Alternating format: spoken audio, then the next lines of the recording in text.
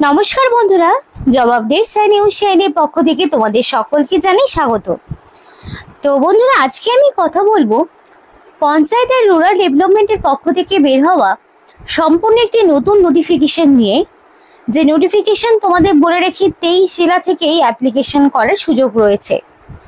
মানে প্রত্যেকটি জেলার পঞ্চায়েত কিংবা পৌরসভার সমস্ত এলাকা থেকেই প্রার্থীরা আবেদন করতে পারবে এবং সেটা ছেলে হোক কিংবা মেয়ে, প্রত্যেকেই আবেদন জানাতে পারবে এবং অ্যাপ্লিকেশন করতে কাউকেই কোনো রকমের ফিস দিতে হচ্ছে না, অর্থাৎ সম্পূর্ণ বিনামূল্যে আবেদন করতে পারছে। শুধু তাই নয়, প্রার্থীকে সরাসরি ওয়াক ইন ইন্টারভিউর দ্বারা নিযুক্ত করানো হবে, কোনো রকমের রিটেন টেস্ট আর দিতে হচ্ছে না।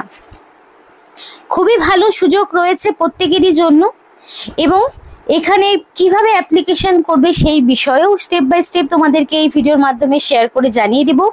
কিন্তু ডিটেলস বলার আগে প্রত্যেকের কাছে আমি একটাই রিকোয়েস্ট জানাবো যে যারা এখনো আমাদের এই চ্যানেলটিকে সাবস্ক্রাইব করোনি তারা ঝটপট চ্যানেলটিকে সাবস্ক্রাইব করে পাশে থাকা বেল আইকনটি ক্লিক করে দাও, যাতে করে পরবর্তী সমস্ত ইনফরমেশন পেয়ে যেতে পারো। তো চলো বন্ধুরা, দেরি না করে এবার অফিসিয়াল নোটিশ নিয়ে ডাইরেক্ট বিস্তারিত আলোচনা শুরু করব তোমাদের সাথে। তো কোন কোন জেলা থেকে প্রার্থীরা আবেদন করতে পারবে আগে সেই জেলাগুলো সম্পর্কে তোমাদেরকে জানাই। এখানে অ্যালফাবেটিক্যালি জেলার নামগুলো রয়েছে, তো তোমরা অবশ্যই জানো তোমরা কোন জেলা থেকে অ্যাপ্লিকেশন করছো এবং তোমাদের জেলায় কি কি পোস্টে পঞ্চায়েতের ভ্যাকেন্সি রয়েছে সেগুলো তোমাদেরকে জানাতে পারবো। এবং দেখো, এখানে তোমাদের আলিপুরদুয়ার, বাঁকুড়া, বীরভূম, কোচবিহার, দক্ষিণ দিনাজপুর, দার্জিলিং, হুগলি, হাওড়া, জলপাইগুড়ি, ঝাড়গ্রাম, কালিম্পং, কলকাতা, মালদহ, মুর্শিদাবাদ, নদিয়া, নর্থ 24 পরগনা, পশ্চিম বর্ধমান, পশ্চিম মেদিনীপুর, এরপরে রয়েছে পূর্ব বর্ধমান, পূর্ব মেদিনীপুর, পুরুলিয়া, সাউথ 24 পরগনা, উত্তর দিনাজপুর। তো এই এতগুলো ডিস্ট্রিক্টের পক্ষ থেকে প্রার্থীরা আবেদন করতে পারবে, অর্থাৎ সমস্ত জেলা থেকেই অ্যাপ্লিকেশন করার একটা স্কোপ তোমাদের রয়েছে। তো এখানে নোটিফিকেশন বেরিয়েছে 9 তারিখে, মানে 9 এপ্রিল নোটিফিকেশন আউট হয়েছে, অর্থাৎ বুঝতেই পারছো একদম নতুন একটি নোটিফিকেশন নিয়ে তোমাদের সাথে আলোচনা করছি। আর এখানে মেমো নাম্বারও রয়েছে 245 DRDC, এটা হচ্ছে তোমাদের মেমো নাম্বার। এবার অ্যাপ্লিকেশন ফর্মটি তোমরা কিভাবে পূরণ করবে বলবো এবং কি কোয়ালিফিকেশন রয়েছে সেটা জানাবো। তো এখানে তোমাদেরকে মানে যারা মিনিমাম 18 বছর যাদের হয়ে গিয়েছে তারা অবশ্যই আবেদন করতে পারবে এবং তার পাশাপাশি তোমাদের লাগবে উচ্চ মাধ্যমিক পাস, এবং সেটা যে কোনো মানে বোর্ডের আন্ডারে হতে পারে, মিনিমাম উচ্চ মাধ্যমিক পাস। আর 1/1/2025 অনুযায়ী তোমাদের কমপ্লিটলি উচ্চ মাধ্যমিক পাস থাকতে হবে, তবেই তোমরা এখানে আবেদন করতে পারবে, সাথে তোমাদের মিনিমাম 18 বছর বয়স। এইটুকু ক্রাইটেরিয়া যদি তোমার থেকে থাকে তাহলে তুমি অবশ্যই ওয়াক ইন ইন্টারভিউতে পার্টিসিপেট করতে পারবে। এবং এই অ্যাপ্লিকেশন ফর্মটি তোমাদের পূরণ করার জন্য রিসেন্ট কালার পাসপোর্ট সাইজের ফটো, যেটা 3x5x4x5 সেন্টিমিটার হবে, সেই রকম সাইজের একটি ফটো তোমাকে অ্যাটাচ করতে হবে। Name of the candidate in capital letter, তো ক্যাপিটাল লেটারে তোমাদের নাম দিতে হবে। Father's name in capital letter, বাবার নাম ক্যাপিটাল লেটারে, তার মানে কি ওভারঅল ফর্মটি তোমার সম্পূর্ণ ক্যাপিটাল লেটারেই দিতে হবে। একাডেমিক কোয়ালিফিকেশন, এবার তোমাদের একাডেমিক কোয়ালিফিকেশন এখানে অবশ্যই দিয়ে দিবে উচ্চ মাধ্যমিক পাস, কারণ তোমার এখানে চাওয়াই হয়েছে উচ্চ মাধ্যমিক হাইয়েস্ট কোয়ালিফিকেশন। এবার যদি কারো গ্র্যাজুয়েশন, পোস্ট গ্র্যাজুয়েশন থাকে কোনো সমস্যা নেই, মিনিমাম উচ্চ মাধ্যমিক রয়েছে কিনা সেটা দেখবে। আর এখানে জায়গায় রয়েছে খুব ছোট্ট, তাই উচ্চ মাধ্যমিক পাস দিয়ে দেবে। যদি তোমার প্রফেশনাল বা আদার কোনো কোয়ালিফিকেশন থাকে সেক্ষেত্রে দিতে পারো, আর যার নেই তার দেওয়ার প্রয়োজন নেই। রয়েছে এক্সপিরিয়েন্স, এবার এক্সপিরিয়েন্স তো সকলের থাকে না, ইফ এনি, অর্থাৎ তোমার যদি কোনো রকম অভিজ্ঞতা থাকে অবশ্যই তুমি দিতে পারো, আর যদি না থাকে দেওয়ার প্রয়োজন নেই। আর যদি থাকে তাহলে তার জন্য প্রপার সার্টিফিকেট তোমাকে প্রোভাইড করতে হবে। রেসিডেন্সিয়াল অ্যাড্রেস উইথ পিনকোড, তার মানে তোমার সম্পূর্ণ রেসিডেন্সিয়াল অ্যাড্রেস, অর্থাৎ তোমার ফার্স্টেই থাকবে গ্রামের নাম, তোমার ভিলেজের নাম, তারপরে থাকবে পোস্ট অফিস, দেন পুলিশ স্টেশন, ডিস্ট্রিক্ট, পিনকোড। তাহলে পিনকোড সহ সমস্ত রকম অ্যাড্রেস তোমাকে বসাতে হবে এবং পার্মানেন্ট অ্যাড্রেস উইথ পিনকোড। এবার সকলের তো অ্যাড্রেস সেম হয় না, রেসিডেন্সিয়াল অ্যাড্রেস, পার্মানেন্ট অ্যাড্রেস অনেকেরই ডিফারেন্ট হয়ে থাকে। তাহলে তোমাকে ডিফারেন্ট ইনফরমেশন ইনপুট করতে হবে, ঠিক একইভাবে তোমাকে দিতে হবে।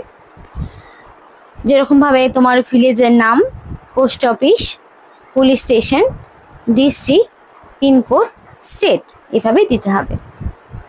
এরপরে দেখো চাওয়া হয়েছে মোবাইল নাম্বার, প্রেফারেবলি হোয়াটসঅ্যাপ, অর্থাৎ এখানে তোমার মোবাইল নাম্বার দিতে বলেছে এবং স্পেশালি সেই নাম্বারটা দেবে যে নাম্বারে তোমার হোয়াটসঅ্যাপ রয়েছে। তাতে করে ওদের কানেকশানে তোমার মানে কমিউনিকেশনের সুবিধা হবে, বিকজ তোমাদের তো এখানে কোনো রকম লিখিত পরীক্ষা নেই, সরাসরি walk in interview, written test আর দিতে হচ্ছে না। ওয়াক ইন ইন্টারভিউতে নেওয়া হবে, তো কাদের নাম শর্টলিস্টেড হলো, কারা এখানে অ্যাপ্লিকেশন করতে পারছো, সেই অনুযায়ী তাদেরকে হয়তো ফোন কলের মাধ্যমে ডেকে নেওয়া হবে। এবার এখানে দেখো তোমাদের ডেট অফ বার্থ চাওয়া হয়েছে DMY মানে ডে মান্থ ইয়ার হিসাবে, এবং মেল আইডি চাওয়া হয়েছে। তো অবশ্যই অ্যাপ্লিকেশন করার সময় ভ্যালিড মেল আইডি দেবে, কারণ প্রয়োজনীয় সমস্ত রকম ইনফরমেশনগুলো মেল এবং মেসেজেই পাঠানো হবে। তাই অবশ্যই অ্যাপ্লিকেশন করতে ভ্যালিড মেল আইডি দিয়েই এখানে অ্যাপ্লিকেশন করার চেষ্টা করবে। এবার দেখো একটু অবাক লাগলো যে বয়সটি তোমার 1/7/2024 অনুযায়ী হিসাব করা হচ্ছে, অর্থাৎ 7 যেহেতু তাহলে জুলাই, তার মানে তোমাদের 1 জুলাই অনুযায়ী বয়সটিকে কাউন্ট করে বসাতে হবে। 1 জুলাই 2024 অনুযায়ী তোমার বয়সটিকে কাউন্ট করে বসাতে হবে যে কত বছর, কত মাস, কত দিন হচ্ছে। তাহলে এটা কিন্তু একটু সুযোগ পাওয়া গেল অনেকেরই জন্যে, তো সেই মতো হিসাব করবে।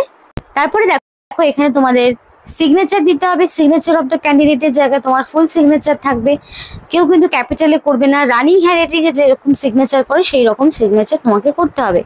ডেটের জায়গায় ডেট দিতে হবে। করার পরে তোমাদের পরিষ্কার বলা রয়েছে যে তুমি কোনো রকম ফলস ইনফরমেশন দিবে না, কারেক্ট ইনফরমেশন দিয়ে অ্যাপ্লিকেশন করবে। এবং কি কি ডকুমেন্টস দিতে হবে সেগুলো আমি তোমাদেরকে এক এক করে বলে রাখি। অবশ্যই এজ প্রুফ দিয়ে দেবে, এজ প্রুফ হিসেবে মাধ্যমিকের অ্যাডমিট দিলেই হবে। অ্যাড্রেস প্রুফ দিতে হবে, স্থায়ী বাসিন্দা প্রমাণপত্র, যে তুমি পশ্চিমবঙ্গের স্থায়ী বাসিন্দা কিনা তার জন্য তোমাকে আধার কার্ড, ভোটার আইডি, রেশন কার্ডের মধ্যে যে কোনো একটি দিতে হবে। তারপরে দেখো তোমার কাস্ট সার্টিফিকেট, তোমার যদি SC ST OBC caste certificate থেকে থাকে তাহলে দিতে হবে। যদি UR ক্যাটাগরির মধ্যে পড় তাহলে তো তোমাকে কোনো রকম সার্টিফিকেট প্রোভাইড করতে হচ্ছে না। এরপরে তোমার all educational qualification, that means তোমার মাধ্যমিকের অ্যাডমিট মার্কশিট সার্টিফিকেট, আবার উচ্চ মাধ্যমিকের অ্যাডমিট মার্কশিট সার্টিফিকেট। তো আর যেহেতু কোনো কোয়ালিফিকেশন দেওয়ার জায়গা নেই তাই ডকুমেন্টসও দেওয়ার প্রয়োজন নেই, এবং একটি ID প্রুফ দিয়ে দেবে, Aadhaar, voter, PAN, ration card, driving licence মধ্যে যে কোনো একটি, এবং রিসেন্ট কালার পাসপোর্ট সাইজের ফটো। তো এই সমস্ত জেরক্সগুলোকে কি করবে, সেলফ অ্যাটাস্টেড করবে। জেরক্সটার নিচে সেলফ অ্যাটাস্টেড করে দিলে আর তোমার কিন্তু কোনো রকম অ্যাপ্লিকেশন প্রসেস ইনকমপ্লিট থাকা কথা নয়, এবং প্রপার অ্যাপ্লিকেশন হলেই তবেই তো ইন্টারভিউতে ডাক পাবে। অ্যাপ্লিকেশন ফর্মে কোনো রকম ভুল থাকলে তো আর ডাক পাবে না। এবার বলা রয়েছে তোমাদের এখানে অবশ্যই প্রার্থীকে মিনিমাম বেসিক কম্পিউটার নলেজটা থাকতে হবে, মানে বেসিক কম্পিউটার নলেজ না থাকলে হবে না, মিনিমাম কম্পিউটার চালানো জানতে হবে। কম্পিউটারের কোনো ডিগ্রি এখানে মাপযোগ করে বলা নেই, বেসিক যারা কম্পিউটার চালাতে জানো উচ্চ মাধ্যমিক পাশের পাশাপাশি তারা অবশ্যই আবেদন করো। এবার অনেকেরই কম্পিউটার জানা থাকে না, তাদের বলবো অবশ্যই একটু কম্পিউটারের কোর্স 6 মাস 1 বছর বা যে সমস্ত ভালো ভালো কোর্সগুলো হয় অবশ্যই কোনো না কোনো কোর্স করে রাখো, কারণ আজকাল চাকরির বড্ড মানে অভাব। বেশিরভাগ সমস্ত চাকরি হয়ে গেছে কন্ট্রাকচুয়াল, নইলে হয়ে গেছে প্রাইভেট ইনফরমেশন, মানে পার্মানেন্ট চাকরি খুবই কম, যেটা সেন্ট্রাল গভর্নমেন্ট ছাড়া কিন্তু হচ্ছে না। তো কন্ট্রাকচুয়াল বেসিসে বিভিন্ন যে জবগুলো হয় সেগুলো করার জন্য প্রচুর কিন্তু এক্সাম বর্তমানে সবাই দিচ্ছে, চেষ্টা করছে, অনেকেই সেই চাকরি পাচ্ছে, বেতনও ভালো মানের রয়েছে, কিন্তু বেশিরভাগ চাকরিগুলোতেই চাইছে কম্পিউটার সার্টিফিকেট। তো সেই কারণেই বলছি যাদের হয়তো কোনোভাবেই কোনো কম্পিউটার সার্টিফিকেট নেই তারা অবশ্যই চেষ্টা করো মিনিমাম বেসিক কম্পিউটার শিখে রাখা।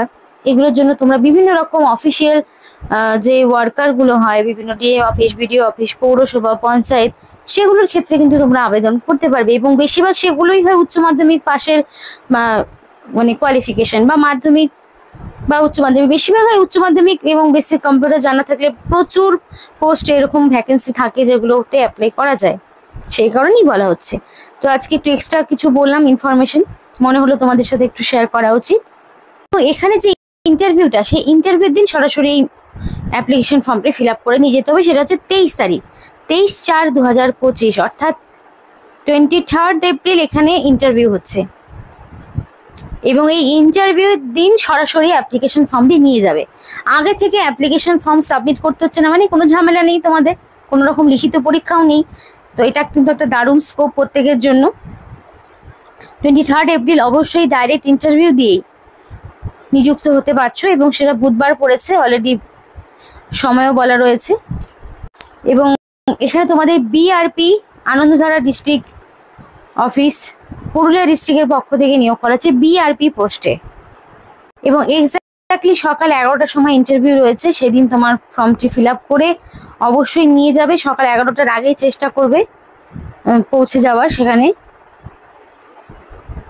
এটা হলো সেই প্রপার ঠিকানা, এই ঠিকানায় তোমাদের যেতে হবে পুরুলিয়া ডিস্ট্রিক্টের পক্ষ থেকে। এখানে মেল আইডি রয়েছে, যদি তোমাদের কোনো রকম কোয়ারিজ থাকে অবশ্যই জেনে নিতে পারো। নোটিফিকেশনটা একদম 9 তারিখেই বেরিয়েছে এবং 23 তারিখ সরাসরি ইন্টারভিউ দিয়ে তোমাদেরকে নিয়োগ করানো হচ্ছে। মেমো নাম্বারও রয়েছে, যেখানে তোমরা পার মান্থ ধরে নাও 20 থেকে 25,000 টাকা পার মান্থ স্যালারি এই পোস্টের ক্ষেত্রে তোমরা পাবে।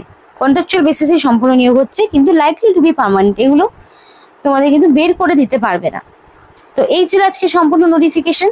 যদি ভিডিওটি ভালো লেগে থাকে অবশ্যই লাইক করো এবং চ্যানেলটিকে সাবস্ক্রাইব করে আমাদের সাপোর্ট করো, আমাদের সাথে থেকো, পাশে থেকো। আর ভিডিওটি সম্পূর্ণ দেখার জন্য তোমাদের সকলকে জানাই অসংখ্য ধন্যবাদ।